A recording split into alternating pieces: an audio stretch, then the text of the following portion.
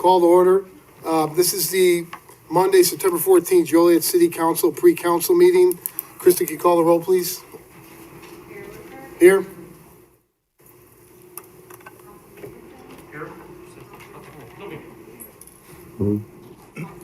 Here. Councilman Morris. Here. Councilman Ledgren. Councilwoman Coleman. Here. Councilwoman Reardon. Councilman Turk. Here. First on the agenda is citizens to be heard on agenda items.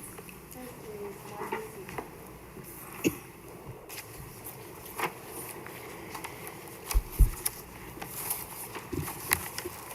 Margie Seaton, Joliet. Good evening, Mayor and City Council members. I'm here tonight to provide public comment because I'm stunned. On tonight's meeting agenda for vote tomorrow are items 486-20 and 487-20, both concerning Love's Truck Stop at I-80 and Briggs Street. My focus, however, will remain on item 486-20, the amendment of the economic incentive for Love's. As you know, in October 2018, the controversial Love's Truck Stop project was approved at I-80 and Briggs by Council. Your approval included the economic incentive of rebating $2.5 million in Joliet motor fuel taxes to Love's for their costs in bringing sewer and water to the site. Tonight, on agenda, they are asking you to agree to remove that $2.5 million rebate cap and commit to basically a blank check for actual costs of the extraordinary infrastructure, their words. This is incredible. Love's didn't do their homework way back when, and now they want even more money. Moreover, in the amendment before you, no cost estimates are provided, so the sky's the limit. And I must note, this is very interesting, because one of two things must be happening. Either they still don't know the costs, or they do know. And the costs are so outrageous, it would be publicly stunning to let the public know. So which is it? In either case, it is clear that the costs must have exploded, and Love's wants the city of Joliet to fund the entire thing for water and sewer. The $2.5 million in Joliet motor fuel tax rebates was a tremendous gift that we vehemently opposed. And now for Love's, it's too bad, so sad. To conclude, the vote on this item should not be tabled to delay tomorrow's vote. Joliet is in financial distress, and so it would be 100% fiscally irresponsible to vote yes or to delay the vote in order to renegotiate a higher rebate amount of Joliet motor fuel taxes. So I'm hoping that the fiscal four, Councilman Hug, Councilman Morris, Councilwoman Jan Coleman, and Mayor Dekirk would agree. Wouldn't you? Thank you for your time. Jim, do you want to address this now? Ms. Seapon's mistaken. Do you want to address it now, or you want to wait till it comes up on the agenda? Whatever the pleasure of council, I can address it right now if you'd like. All right, and I know Attorney Regis is here too. He probably can fill in the blanks. Okay. Attorney Regis was working with Love's to come up with an agreement whereby they would be installing the water and sewer lines. They're estimating an approximate cost of $2.5 million. Once the project is complete, within 60 days, they will provide us with the actual cost, and then that will be embedded in the ordinance as far as the recapture agreement. Now, there are a number of ways that you can provide economic incentive to somebody who's going to do construction. Sometimes it's a gasoline tax, sometimes it's a sales tax rebate, or in the case of recapturing tap-in fees for the water and sewer line, along the frontage between where it's being extended and where the development is. So this proposed agreement is to recapture any tap-in fees into the water and sewer lines by any new development that occurs between Love's and where they extend it, along with a rebate on the sales tax. Now, it's for a maximum of 10 years or whenever they recover that full cost. And so we believe between those two, if further development comes along, it'll be faster.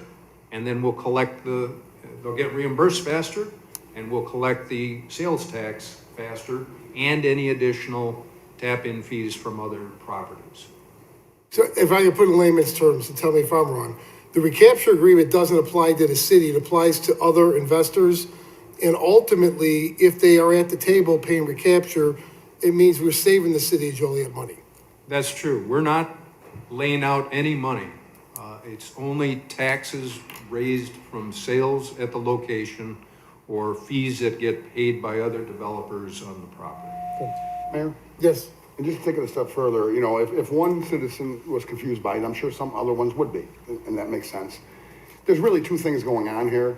We have the actual development itself, if you will, which is the Love's Travel Center, and the build out of that, which was, a number of millions of dollars. And then to get services to them, we have another phase to it, which is the actual water and sewer line. Any sales tax abatements that we gave as an economic incentive was for the travel center, for the project. Yes. Now, they can build that with their incentives, but if they don't build the water and sewer lines, they have to use outhouses and wells. So for the $2.5 million estimated, which the estimate stays current, that's what they estimate they're going to spend to get the pipes for water and sewer out to their place, which means that somebody that says, oh, thank God, we finally have pipes and water along that frontage road. I want to build what do you call it, a car wash place. I want to build this. They would pay Love's a calculated tap-on fee, if you will, a recapture fee, because they're taking advantage of the $2.5 million project Love's did. That they paid for. Right, they pay for it, that's part of their investment. Yes. So it wouldn't come out of motor fuel tax, it wouldn't come out of any taxes, it would be paid by anybody that wants to build along that route. We'll get the motor fuel tax the whole time. None of that will be rebated to them. It's strictly sales tax and those tap-in fees for water and sewer. Right, and the sales tax is for the project, the building and the building, the project, the jobs Right. to bring. We would give them the same incentive if we already had water and sewer. The water and sewer clawback, as we sometimes call it, Yes. is separate of that, and people have to understand that. It has nothing to do with the sales tax. It has to do with they're gonna front $2.5 million or more, and then they're gonna have 10 years to have future investors, future developers, people who build businesses along that same route. They just put the water and sewer in, pay them a calculated portion. Correct. Okay. Mayor? Yes. So Jim, you're saying the $2.5 million improvements is still capped at 2.5 million. It will be no more than that. That's correct. Okay. Yeah. And so if it's over and whatever comes in over above that for tap-on fees will come to us rather than the developer. Right. Again, this is for a maximum of 10 years. And if they reach it in 5, then 100% of future tap-in fees and 100% of the sales tax from that location goes to the city. Okay. Thank you. Mr. Mayor, this won't be clear. Sure. But I'm a little confused myself. So Jim, and we talked about this earlier, but I'm still a little confused. So the original agreement didn't have the tap-on fees going toward paying the $2.5 million. Chris, you want to step up? Chris, I know you've been dealing with this. Councilman Morris, that predates my presence here at the city council table. Sorry to interrupt you, Terry. I don't know who was here when what was done.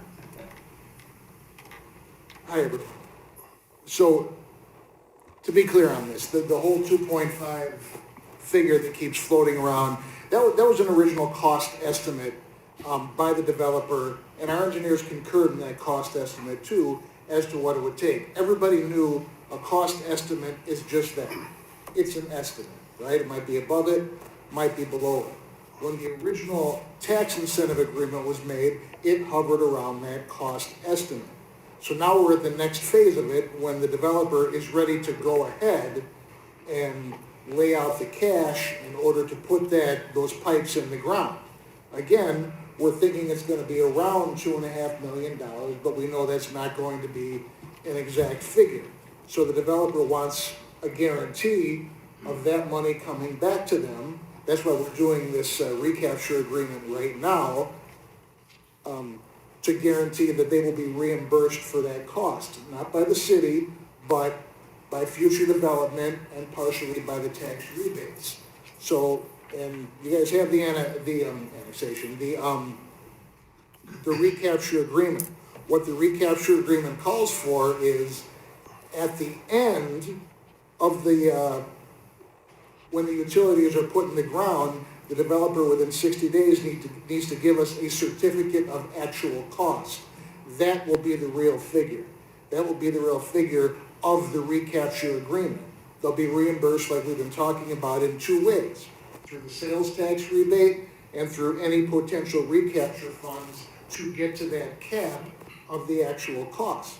The sooner they get to the cap of the actual costs, we stop giving them the tax rebate and we collect any future recapture, whatever the cost may be. If you look at the recapture agreement, that $2.5 million figure, that has not been wiped at all. In fact, the entire recapture agreement's got tables in there, all kinds of mathematics and computations based on that $2.5 million figure. When the actual cost comes in, that's gonna have to be redone and refigured. So that's why there's those two amounts out there. Does everybody understand? Yeah, One well, more why sec- wasn't the recapture put into the first, I mean, why are we here today adding that now? The recapture was mentioned in the annexation agreement with the properties. There was a statement that in the future, there will be a utility recapture. There is a roadway recapture already in that agreement, but we're talking about utility recapture in this case, because the engineering estimates were not done at the time. So months later, the engineering estimates have been done. That's why we're refining that language right now.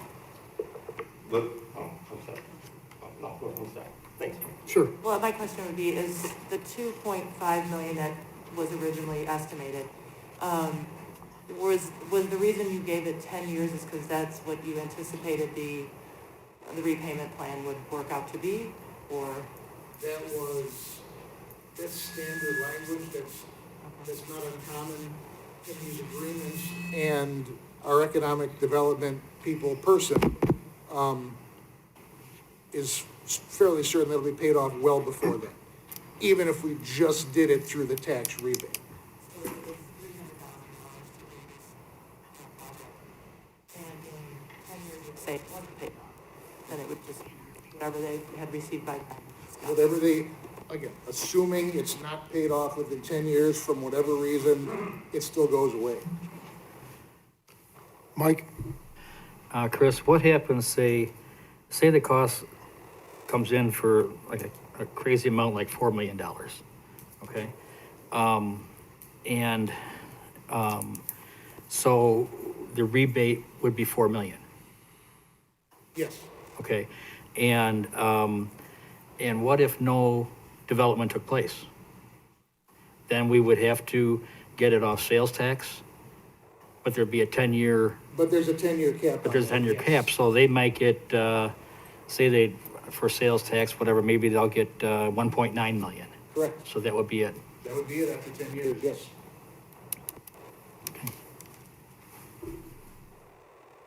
Yes. When does the clock start? The clock starts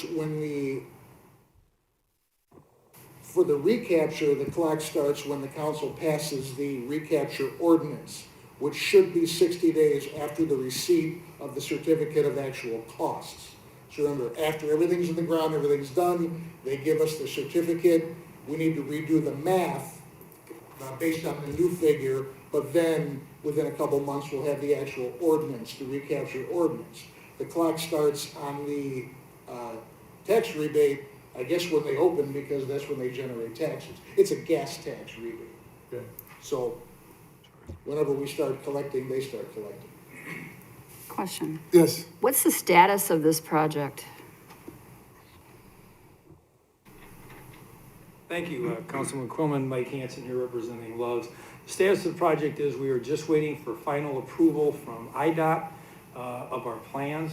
We've gotten approval from the city of Joliet, Will County, as well as Joliet Township for everything. It has taken us literally 2 years to get all those approvals lined up. At this, it's an extremely exhaustive and complicated project. We will be ready to go next year. Next year, when? In the spring. December of And- 21 it's or sch- No, it's scheduled to go in the spring. spring 21? Okay. Thank you. any other questions?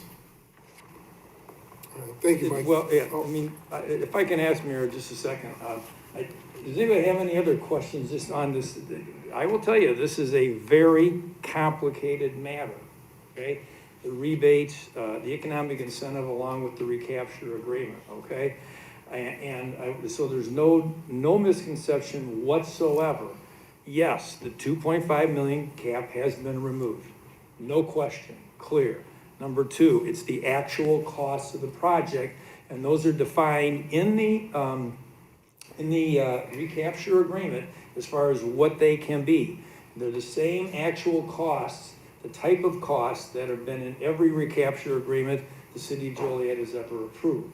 Right? It's just that this is a rare situation where the developer, i.e. Love's, based upon what Love's is doing here, bringing sewer and water out to an area that didn't have it and could future expand Joliet, the council decided at that time then to give Love's the opportunity to collect that amount of money, and Chris has cleaned up that ordinance, collect that amount of money from two different sources. But once the actual costs have been collected, then that is it.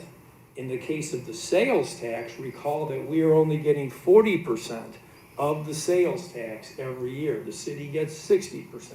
We get 40%. After 10 years, if we haven't collected the whole actual cost, we cannot get any more sales taxes. The recapture amount goes for 20 years, which is the same term as the annexation agreement. All of those are standard, normal, customary terms that the city has approved with other agreements. So what we're doing here is not, except adding the economic incentive, it's just, we're following the same protocol that other, we just had one, if you recall, I did one with Laraway School here a couple months ago. So I don't want there to be any misconception or anybody think that we're trying to, fool one over on the council, because that's no one's intent here, so. Mayor? Yes, Well, no, this was vetted with preliminary and estimated numbers through the Economic Development Committee as well as through the council. Can you clarify, Mike, if you would? Everybody's referring to sales tax, and of course, we really have two functioning sales taxes in that site. We have the standard home rule sales tax, and we have the MFT, motor fuel Correct. tax. What's the breakdown?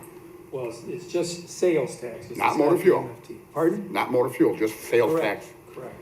Okay. And now we do have a portion, just to be clear, of sales tax on the gas, on the fuel. So that would be just like anything else. But Correct. the actual MFT, motor fuel tax, It's not a part of this. is not a part of this agreement. Okay. anything else? Yeah, then, okay. Okay, thank you very much. Thank you. Thank you. Let's go back to public comments then.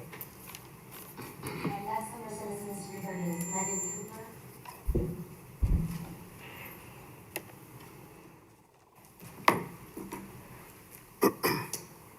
Hello, good evening. I was here February 4th when the city council brought up the 3% increase on the 3 cent increase on the motor fuel tax. It was said that this tax would be used to replace essential necessary vehicles for the city of Joliet. And that would be things like fire apparatuses, patrol cars, and actually public works vehicles. So if you guys want to go back and look at that, that's around 58 minutes into the actual meeting that this was brought up. Mayor Dekirk, you stressed in this meeting that that tax was taxpayers' money. Which brings me to my reason for speaking today. Love's is asking the city for more than the $2.5 million that you already agreed to. And now they want the city to foot their bill, or should I say the taxpayers to foot their entire bill. So what happens to emergency services? Someone has an emergency. Oh my God, my house is on fire. My husband and kids, they're trapped. Can you send emergency vehicles here? Can you send a police, can you send a fire department? Ma'am, just calm down. We're sending them, but they'll get there when they get there because most of them, they're broken down. But be assured, the city of Joliet, we got you because we gave you loves. Oh my God, there's an armed man. He's in my house. Send the police, please. Ma'am, calm down. Be assured, we're sending bike patrol because we couldn't afford cars. But they'll get there when they get there. But be assured, the city of Joliet, we got you because after all, we gave you loves.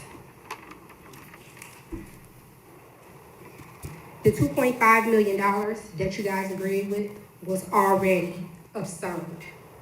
Now they're asking for even more.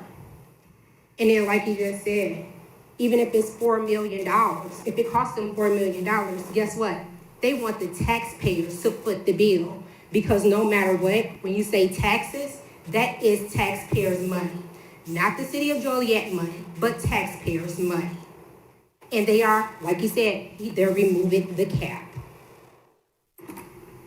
So I applaud Loves for being so busy savvy. However, they're in Forbes magazine, and they actually, they receive an estimate of $20.6 billion in revenue annually.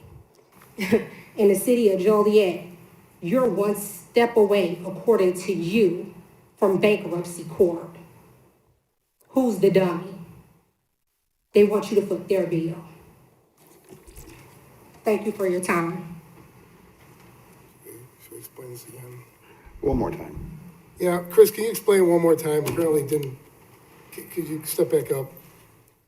Like you said, I don't want there to be misconceptions, but. No, we gotta keep it clear. The motor fuel tax is not part of the agreement in any way, shape, or form. No. Any motor fuel tax is required and will still be required to go to its designated purpose, which is road repairs or the fire, the city vehicles. The sales tax, which is also known as the home rule sales tax, is 2.75%. That's what you buy when you buy a taco. That's what you buy when you buy a banana, a loaf of bread. And there's also sales tax on gas, on top of the MFT. That's the sales tax, as well as future developers' payments are part of the equation that will pay down the estimated, not the agreed upon, the estimated $2.5 million. If you go back and look at the minutes or listen to the tapes or watch the videos of the Economic Development Committee as well as the City Council, it was presented as an estimate because nobody knows for sure.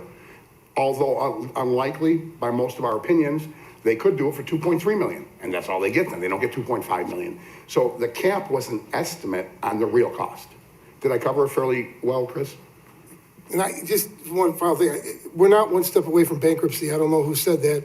But, excuse me, but what you should, I compliment this city council for the over $40 million that we had in our reserve fund. Obviously, no one can anticipate COVID or what was gonna happen, but because of the fiscal responsibility, we're able to meet our challenges. We haven't laid anybody off. We're paying our bills, and we're gonna do it getting through this year. So I do wanna thank my fellow councilmen. I know Terry Morris and Larry Hugg, when we were elected, that wasn't the case. But over the last 8 years, the city's done very well in building up that fund, so thank you. Is there anyone else who would like to speak on an agenda item? Next, the city manager will discuss tomorrow night's. Thank you, Mayor, members of council. Tomorrow evening, we'll start with a presentation with our comprehensive annual financial report, in essence, our audit for 2019. Dave Meyer from Wormer Rogers will be here to make that presentation. Then after approval of meeting minutes and receipt of the audit, we've got 2 public hearings. One is on a number of issues annexation agreement for gas and wash at Gauger Road and Route 6. This is a convenience store, drive-through restaurant, car wash, 7 auto gas pumps and 2 truck fueling stations. But I do want to point out that this is not a truck stop. There's no parking for the truck except for when they pull up to get fuel. And it's not thought to be a destination for trucks leaving I-355 to fuel, but rather those that are already on the adjacent roads. The other public hearing is a hearing on Rock Run Crossing development that we're asking you to postpone it to October 6th.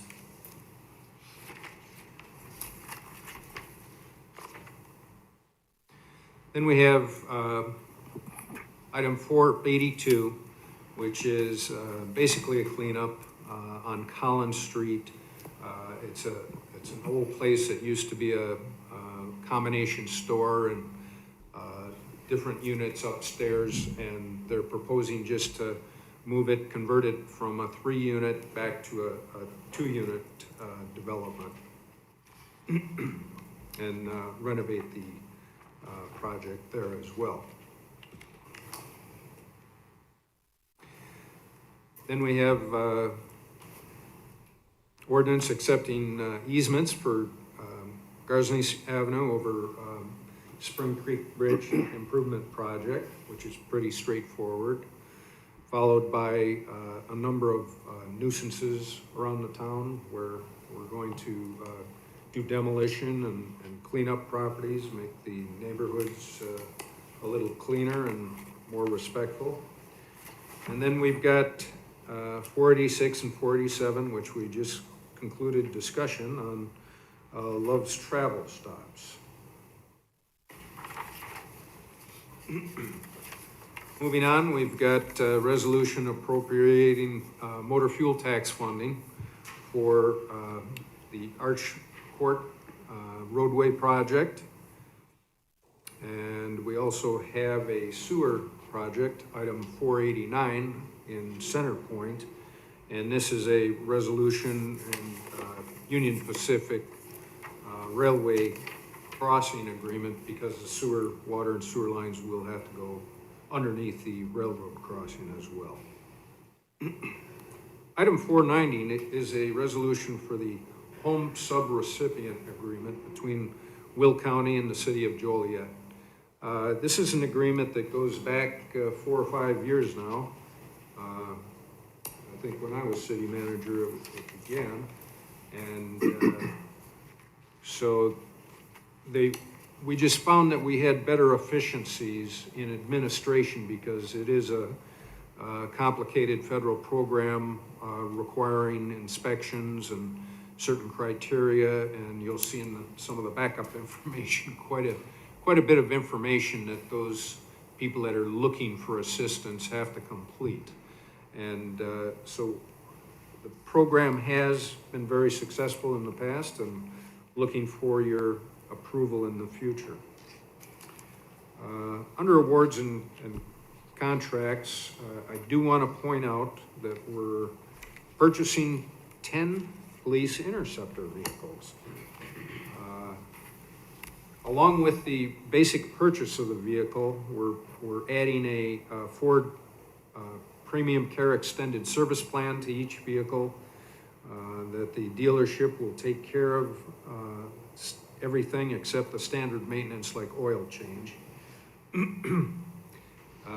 Then we have to add the accessories such as the light bars, the push bumpers, the body wraps, etc.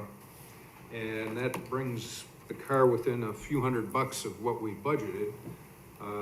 There will be no in-car cameras needed for these vehicles because that was part of an earlier authorization that you had for a number of the other vehicles in the city as well. So that'll cover these 10 new cars as well.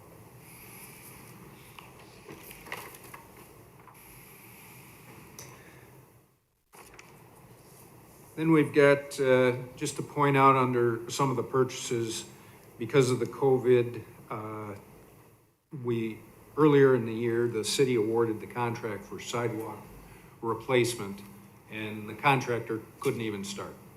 So we're asking you to rescind that contract because the bid was based on doing so much work, and they aren't able to even get that much work done this season. And he couldn't be guaranteed that amount. So staff is asking to rescind that and go out to bid again and do what we can this season, you know, throughout. You never know when they're gonna tell you to stop the concrete trucks on the road, so, but hopefully that'll get some of the work done. There's also roof repairs at Union Station, item 498, and some of the usual adjustments and change orders that you see for other projects that we have underway. If there are no questions, I do have a request for a closed session this evening. Mayor?